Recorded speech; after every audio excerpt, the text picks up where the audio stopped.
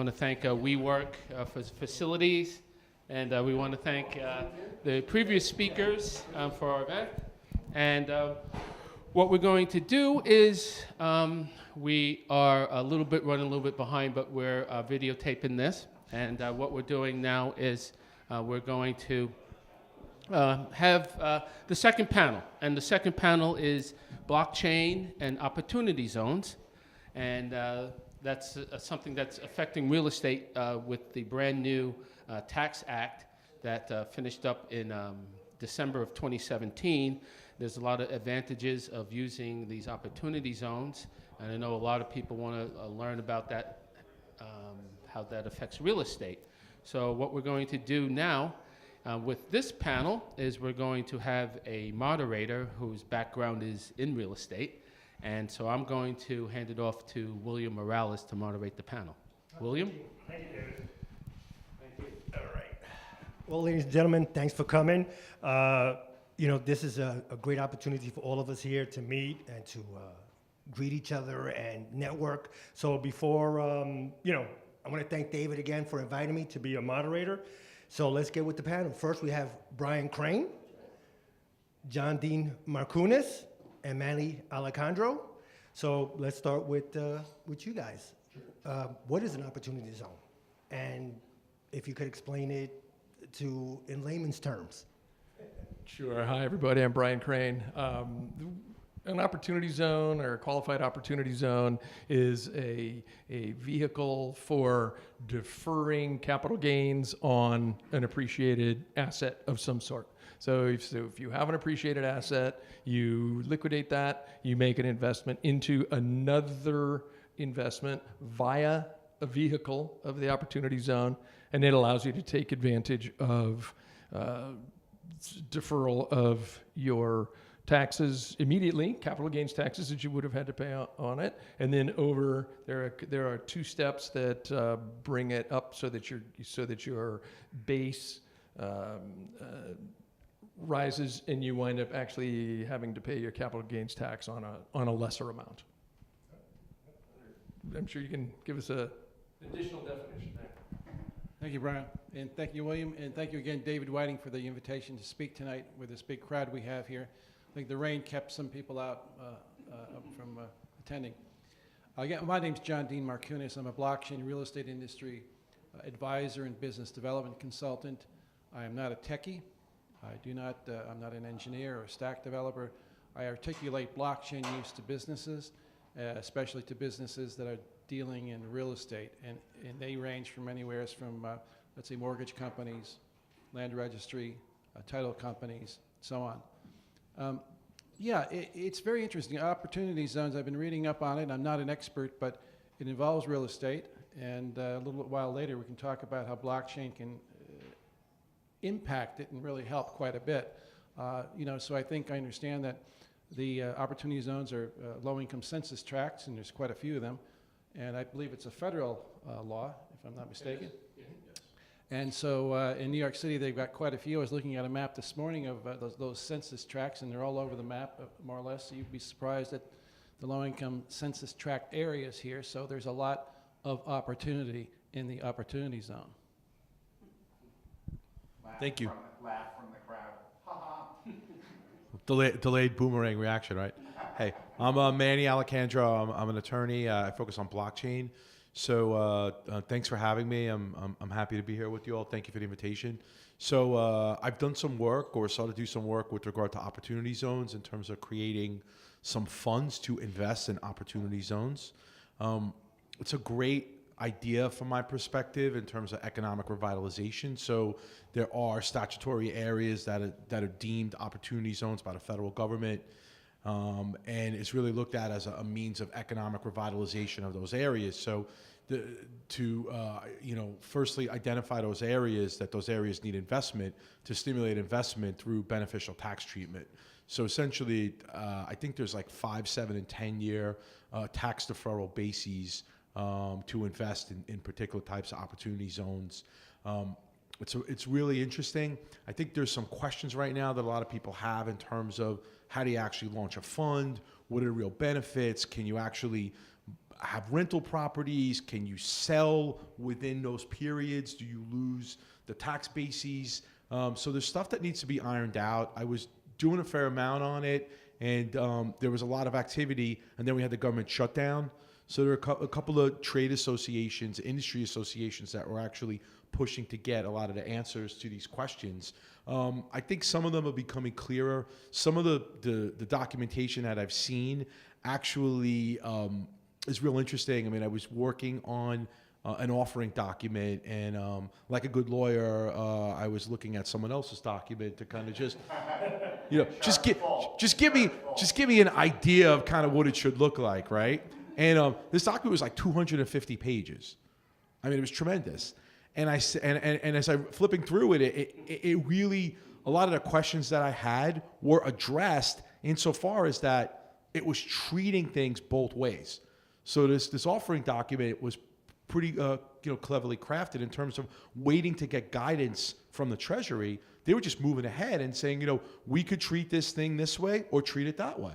And as long as the investor grants permission, then, full steam ahead. What we were worried about in terms of the group I was working with was, if things didn't go the way we thought, we were concerned about litigation or worried about having to return the monies to the investors. But so we're reconsidering how we do it at this point. But I think I think it's a tremendous idea. I was actually in Puerto Rico a couple of weeks ago, and most of Puerto Rico is deemed an opportunity zone. So you're going to see tremendous investment in Puerto Rico, which is great for Puerto Rico, economically in terms of jobs and all that. But it's just a great way to stimulate the economy and investment in neighborhoods that and areas that really undergoing a lot of difficulties. And it's not just opportunities for land developers, right? So it's a kind of situation where, well-heeled people are getting involved in investing in these hedge funds. You're going to be able to see vehicles, my understanding, that'll be set up where you're going to have, other average people who otherwise wouldn't have. I don't want to use opportunity, but wouldn't have the opportunity to make an investment. They now will. But I think overall it's a great idea. We still need to iron out the wrinkles. But I think it's early days. But I think down the road it's going to have a major impact. Great, thank you. One question I wanted to know was, especially from Brian, is how does an investor can, what's the word I'm looking for? What is their incentive to be in an opportunity zone and in an opportunity fund? Sure. I think the investors, the initial incentive for the investor is to be able to delay the payment of their taxes through the investment in the opportunity zone fund.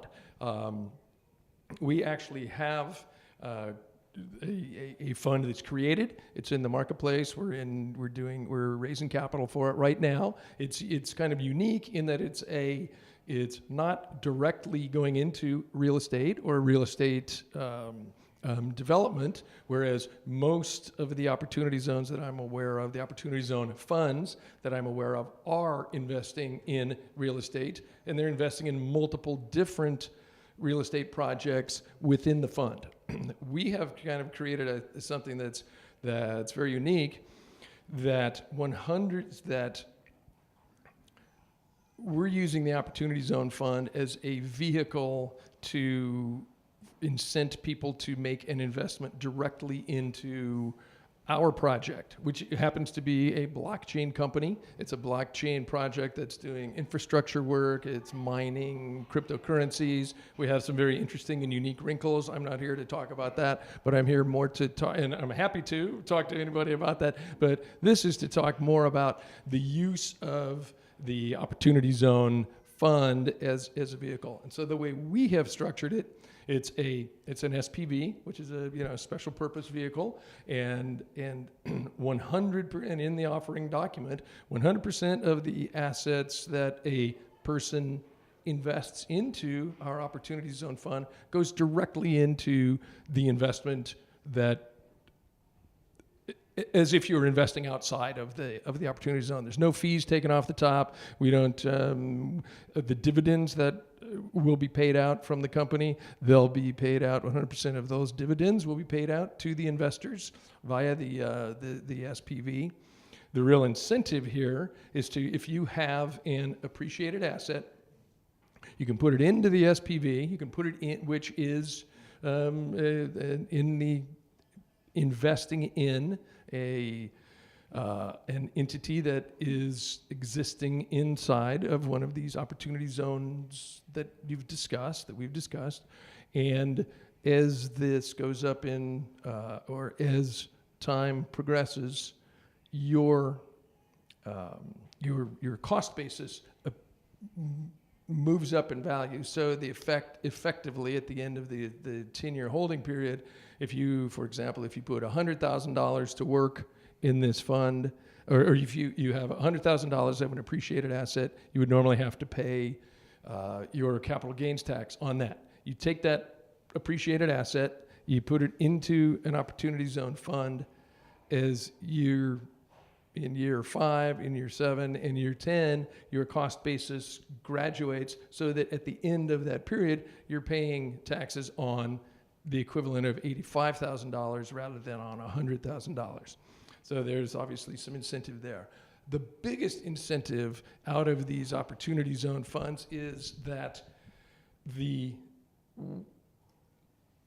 profit or the growth in these funds going forward is tax-free ad infinitum. So as long as you are, once you've come through the curing stage, any additional profits, you'll never pay a capital gains tax on it.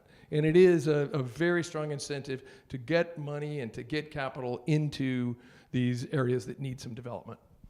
So I'll hand that back to you. That sounds good. So for John, do you see blockchain being involved in an opportunity zone in the near future, if not sooner? The short answer is yes. I don't see it coming in sooner, but I'd like to make a statement. I'd love to see one of these census tracts or one of these opportunity zones actually do a pilot program with blockchain across the board. Let's look at the opportunities with blockchain. Okay, first of all, there's real estate involved, so you can use blockchain for the transaction itself, from A to Z. Use blockchain for the real estate.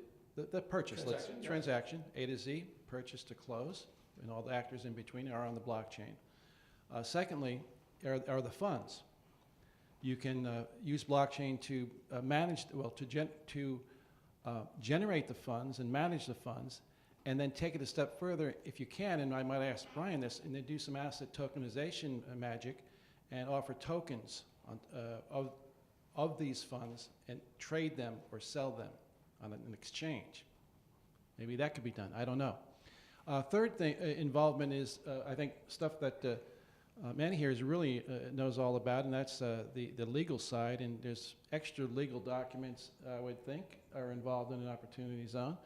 I think they should be on the blockchain in black and white, posted, immutable, so that there is clear, just complete transparency with what you're doing. Because I see a lot of players in this opportunity zone market, and I think the use of blockchain will help keep the transparency moving forward with all the different actors involved, from the real estate acquisition to the fund, and to the legal side and all the documents involved.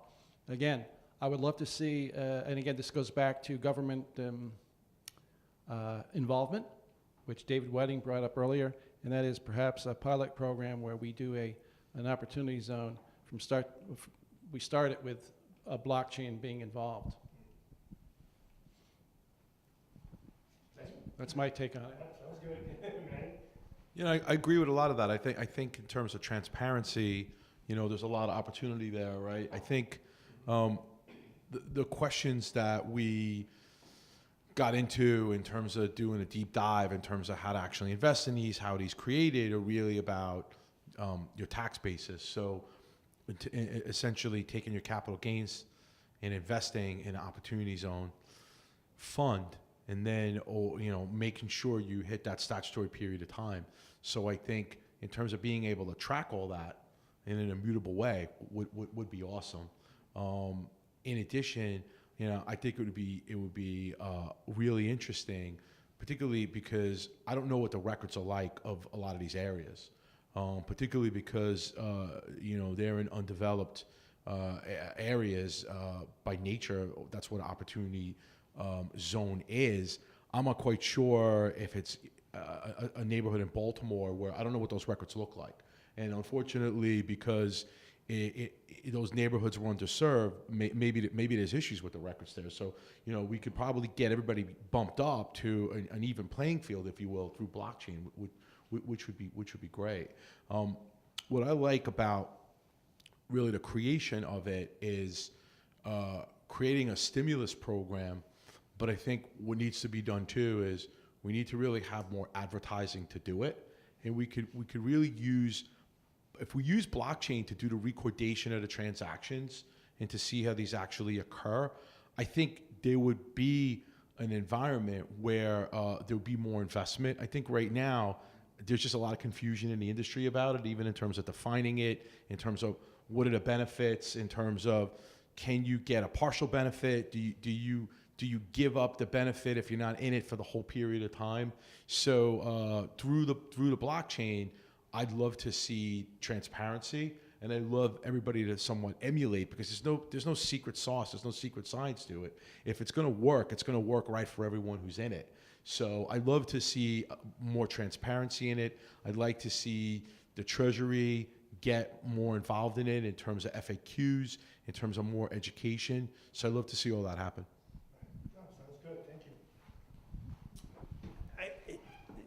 My question would be another one was, since the governor, designated certain parts of New York for an opportunity zone, do you know if there's any pullback from some of these neighborhoods? Any protest? Because you are going into a neighborhood, you're bringing in jobs, you're bringing in new opportunity, but at the same time, in your opinion, have you seen any pullback from some of these neighborhoods? Well, That's a loaded question. yeah, no, I think that's an interesting question, or it's an interesting concept. I personally haven't seen any pullback or pushback about that, but I do know that the process of selecting the different opportunity zones was very political, because each governor in each state wound up, ultimately deciding which of the zones, which of the areas would be considered an opportunity zone. There was all kinds of politicking, if you will, to try and get your area, an area where you might have some investment, designated such so that you and your pals can come in and you might have a plant. I know there are examples of somebody has a project right nearby that's just outside, and if they could get that area to develop, then some holdings that they have are going to be worth a lot more. So I know that there was a lot of arm twisting in the state houses to get those designated. To your specific question of feedback or pushback, I'm not aware of any. Maybe you guys have some thoughts. Here you go. Yeah. I'll share a little bit about that. In a former life, I worked in economic development here in New York City, in Queens specifically. And there are many these low-income census tracts in Queens that are opportunity zones.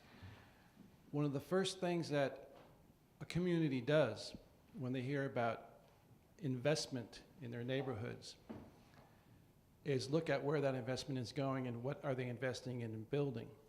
And in many cases, when they're building housing, the community, low-income community members get very nervous about being priced out of the market, because rents go up, prices of houses go up, and that's a real concern. So one of the things that we've talked about in the past, not so much with the opportunity zone, but related in economic development, is bringing in the proper development, which is low-income housing and a good mix of businesses to service that community. So yes, there is pushback. by community activists, and they have a real concern about being priced out of the market. Makes sense. The neighborhood becoming gentrified. Right. And where do you go? And what do you do? Yeah, I think those are keen observations. I mean, if you look at kind of what's happened to New York over the last 20 years, right? I mean, effectively, you didn't need certain neighborhoods to be identified as opportunity zones.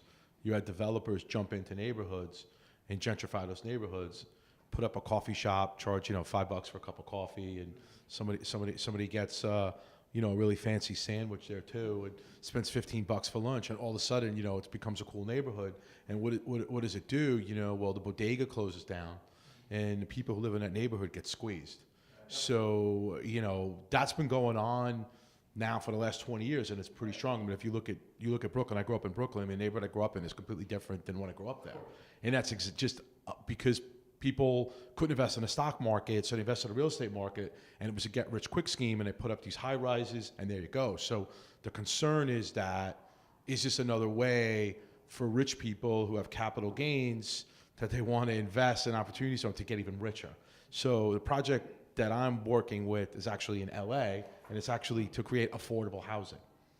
So we're making sure that within a development, we have so many units that are affordable, not low-income housing. We're calling them affordable housing. So they're going to be nice apartments that people could buy or rent that, we feel that we don't want to participate in people getting squeezed, because, this is a long-standing program.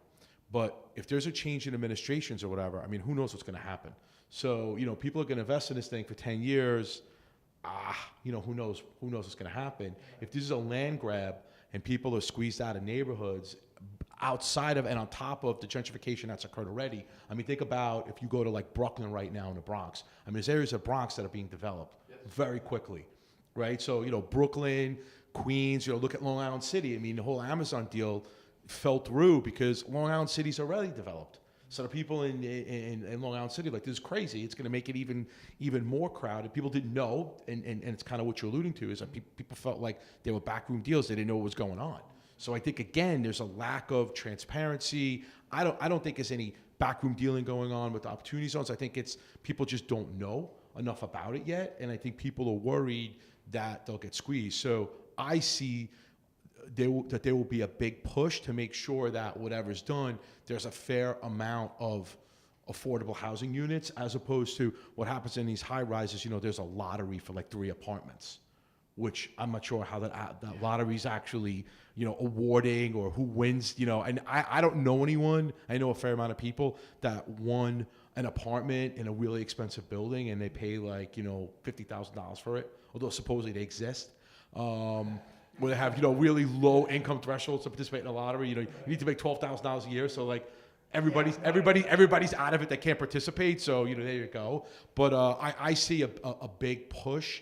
And again, it's fluid, right? I mean, you look at kind of the landscape and what's going on in New York. You look at someone like AOC, who's very influential. You don't know how things are going to change in the next couple of years that are really going to influence this.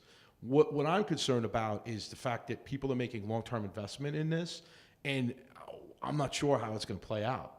But I think you ask a great question. I think the overarching concern would be, do we make, in an effort to improve the community and improve those neighborhoods, we're squeezing the people in those neighborhoods out. So we're really improving the neighborhood or hurting the neighborhood? I mean, that's a tough call. That's a tough question. Now, in your opinion, for the panel, is there a way that you can involve the community in terms of maybe getting them to invest? I know they might have low income, but is there a way that the community can participate without squeezing them out, so to speak?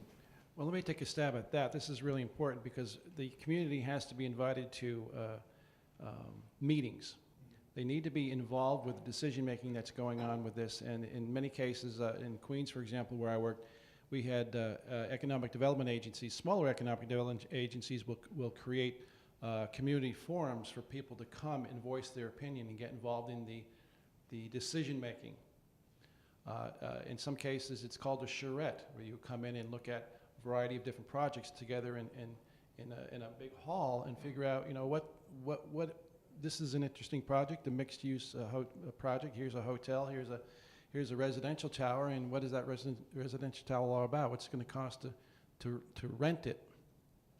So it's the community has to be involved, at the end of the day, it's about economic development, which really needs to affect the people living there, and it needs to be a win-win with the investors going in and the funds being developed to take advantage of the situation with the tax breaks and the capital gains and so forth. So I see a big need for that, for community involvement, and it just loops me back to blockchain. And I think if you want complete transparency, put everything on the blockchain. Maybe a public blockchain, where the citizens can look at what actually is happening in real time, and look at what documents have been posted, what investors are there, who the developers are, what decisions are being made on a blockchain. And that's the official account of the process. Then you'll get some transparency, and there will be no, I hate to say it, but I think there is a lot of wheeling and dealing, but maybe that'll help get rid of the wheeling and dealing and help the community out in the end. Yeah. Well, I guess my thought is that we're focusing a lot on real estate and real estate development in these opportunity zones, but there is other opportunities for investment, for job creation as well. So it's not just that buildings are going in and they're driving people out or the neighborhood is changing. You know, a lot of what is being done is something that's going to create jobs. And I think a lot of people, I would think that a lot of this, or in any development that is going in, if it's to build jobs, would have to be done under existing environmental guidelines, under existing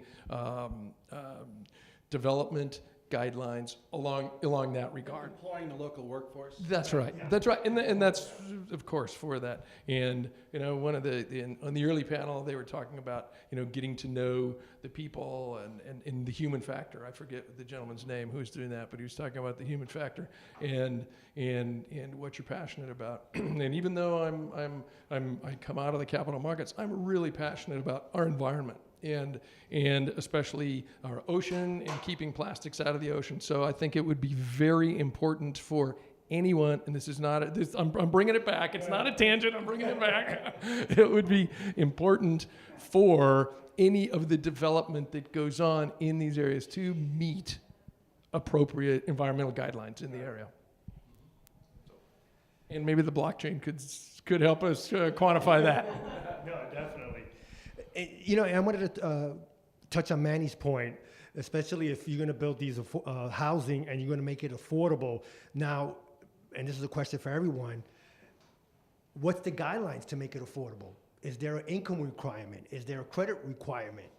Because you're talking about people that might have gotten hurt in the past because of job loss, medical bills. How do you qualify someone to get into these housing? Well, I would think again. I would think. Put you on the spot. Yeah, Sorry. no, because it's not. This is definitely not my area of expertise, but I think it's going to be much more yours. But I would think that everything would have to be any of the development that's being done, even though they're in opportunity zones, they've got to be done under existing rules, regulations, laws, and legislation. But more specific. Yeah, I think Manny's got his hands in it a little bit, and I've had my hands in it a little bit. Affordable housing does have guidelines. In fact, a developer comes in and it's a public-private partnership. He gets, in this case, a developer who's developing something or taking an old building and rejuvenating it. A certain percentage has to be within certain income limits. So you'd have a tiered approach to it with X amount below a certain income level, and then step up to perhaps the higher end. So there are guidelines, and they're pretty strict, I think, for the developers. And to make it work, you have to, I think that you really have to offer these incentives to the developers and investors in these opportunity zones to help make that work. Otherwise, they're not going to go in. Because there's low-income census tracts or neighborhoods where developers won't go in because they don't get their tax breaks, and that's a shame. Yeah. That's spot on. And also, I want to mention, you talked about mortgage fraud. Another big fraud we face in the city is, people who have these rent stabilization apartments. Talking about blockchain, I mean, my God, that would wipe out a lot of these people who have these apartments and they're not, they're being passed generationally on, and they're not transparent about how much they make.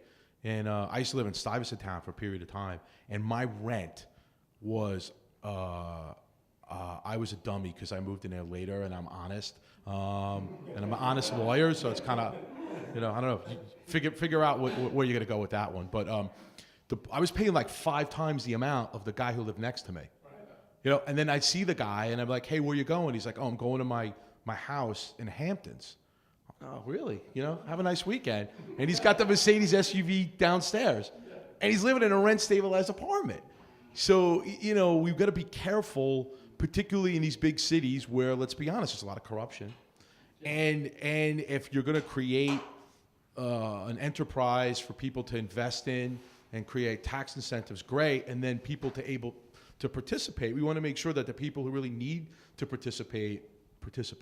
And I'd love to see transparency in terms of people's incomes. We could do private blockchain. We need to put people's income on there, but I think we have a lack of transparency right now, and I think that's what's leading to a lot of frustration in the city. As I mentioned with Amazon, I think it's leading to a lot of frustration in terms of how these deals are done. We don't really know what's going on.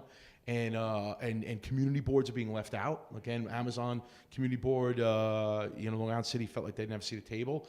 And with something like this, this is really good situation for everybody to work together collaboratively, and for there to be transparency. And I think the blockchain could do that in terms of making sure that the right people who need to get housing are afforded that opportunity to get the housing. And there's transparency and there's disclosure of people's financials, and we root out the fraud. So to the extent we could use blockchain to root out the fraud, I think that'd be a really good step forward for us. Sounds good. David, you have anything? I was thinking a little bit about a question about the neighborhoods and what you're talking about, not getting people locked out.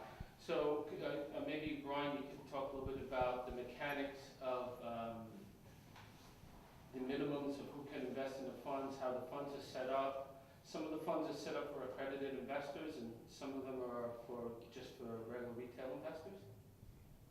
Sure. The only real thing I can speak to with certainty in that is around our fund, and our fund is the vehicle that you're investing, the company that you're investing in via through this SPV, through the Opportunity Zone Fund, is doing a Reg D offering. It's a securitized token. It's a Reg D, so that would be accredited investors only. Right. Is there any other ones maybe that you not specifically know of, but that you're using, but other opportunity zones where there's different types of structures? Not that I'm. There will be multiple different structures coming to the forefront, of course, but I'm not aware of any of any that would be open to non-accredited investors. Oh, okay. Because this comes to my question from before is, involving the community, because maybe someone might want to invest in a fund like yours or anybody else's. So I think if you limit it to accredited investors, There's no doubt you're locking out unaccredited investors. You're locking out somebody that maybe they've got $1,000 that they could put in, or maybe they've got $600 that they could put in. They're going to be locked out of this. There's no doubt about it. Right. However, I think again, we're talking about blockchain. We're talking about the tokenization of real estate and tokenization of those assets. That's where you're going to be able to provide access to this asset class for lower income investors, or people that are just starting to put a few bucks together in savings. So that's where that's going to come from. Yeah, Brian hit it right there, right on the head. How about, can you imagine this, ladies and gentlemen, minorities in these communities being able to invest in their own community? Right. And how do they do that? let's say Brian's got a fund. You get, they don't have to be accredited, but if they can come in with minimums, let's say it's $1,000 or $10,000, families can start investing in their community in the funds. They certainly can't go out and start purchasing real estate or businesses, but with a blockchain asset tokenization model in place, I really see an opportunity for people who live in these communities to let's invest in their community. That's right. With minimum amounts, and then be repaid with dividends as these projects pay off, start bringing in revenues, and paid out monthly or quarterly on with a blockchain payment. Fantastic. Yeah, I think the key is if you keep the money flowing in the neighborhood and the community, like you said. And I think there's also, there's also a way to structure a Reg D offering to have a small number of non-accredited investors, right? So depending on, you didn't choose to go that route, that's fine. But there are other alternatives that, in terms of under Reg D, you could have like a minimum number of non-accredited investors, and then the rest accredited. So they could participate down the road in terms of other offerings that are done in terms of the token offering. Yeah, exactly. So you could just do a different Reg D and open it up, and also, to me, the big benefit's going to be that people in neighborhoods are going to hopefully be able to get affordable housing. So they're going to have access to housing that they otherwise don't have right now. And if the right controls are in place and we have transparency, those people will actually be able to live in those neighborhoods and potentially own real estate in the neighborhoods, which is great. Great potential for that. Yes. I guess we can start wrapping up. Yeah. Have everyone talk about and finish up. Yeah, I think this is so important because if you're doing these projects in neighborhoods, you want to keep the communities alive and vibrant, but at the same time, you do want to bring jobs, you want to bring, developers, investors. I just want to see everybody get a fair opportunity. Like you said, maybe you have an A fund for the accredited, a B fund for everybody else, but again, maybe down the road that might come down. So before we end, can you tell us, each of you, what you're currently working on? Sure, happy to. And I think we've kind of covered it, so I'll be real quick. We have Influence Mine is a blockchain company. We actually exist at the infrastructure level of blockchain. We are mining cryptocurrencies, and what that means when you talk about mining of cryptocurrencies, you're verifying transactions on a particular blockchain. You do enough of this verification, and then a block is formed. When that block goes onto the blockchain, you receive compensation for doing that. That's what mining is. So that's just the real basics of the project that we're on, and then we have this Opportunity Zone fund so that a person can invest into that project. And again, happy to talk to anybody about that in further detail. Thanks. This has been a terrific panel, terrific topic, David. I'm surprised that. I'm not really surprised. I'm surprised at the depth and breadth of what we can do with it in terms of blockchain in the different actors and components to it. So this is really quite stimulating. My focus in my work is land registries and land governance, which leads to economic development, which is a social impact. So this is why this is so interesting, because at the end of the day, this is about empowering communities and developing communities to the fullest through economic development. And I think Opportunity Zone plus blockchain will help bring that about. Yes. Great, thank you. Yeah, this has been tremendous. Thank you so much. So I'm focusing on working with different projects in blockchain, crypto. So happy to talk to you about any kind of tokenization projects, which I'm working on a couple right now. I'd love to work on more. And I'm also, as I mentioned earlier, I'm working on creating some funds. So the one we were working on, we put it on hold for a bit, is on the West Coast. But looking to create these funds and looking for people to invest in these funds. And I think the clarity that I was mentioning that we were looking for, I think will be there probably in the summer to the fall. And you'll see more of these launch. I know Scaramucci's and Skybridge have been doing a lot in this space. There's a lot of bigger players that have taken a big leap in right now. So I think it'll become more commonplace, but I'm excited about what the future looks like. And before we go, where can people find you guys? What's like the best website? Yeah, I have a website. It's mannyalacandro.com. It's my law firm. I have an email that I'd like to share. It's jmarkunas@powerofchain.com. jmarkunas@powerofchain.com. POC. Great, and I can be reached through our site is influencemine.io. And again, I'm Brian Crane, and thanks, David.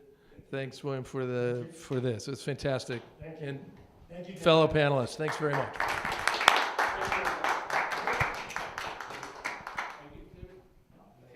Thank you. Thanks, appreciate it. Okay, thank you very much, and we're going to wrap up and have a good night, and we'll be back in May.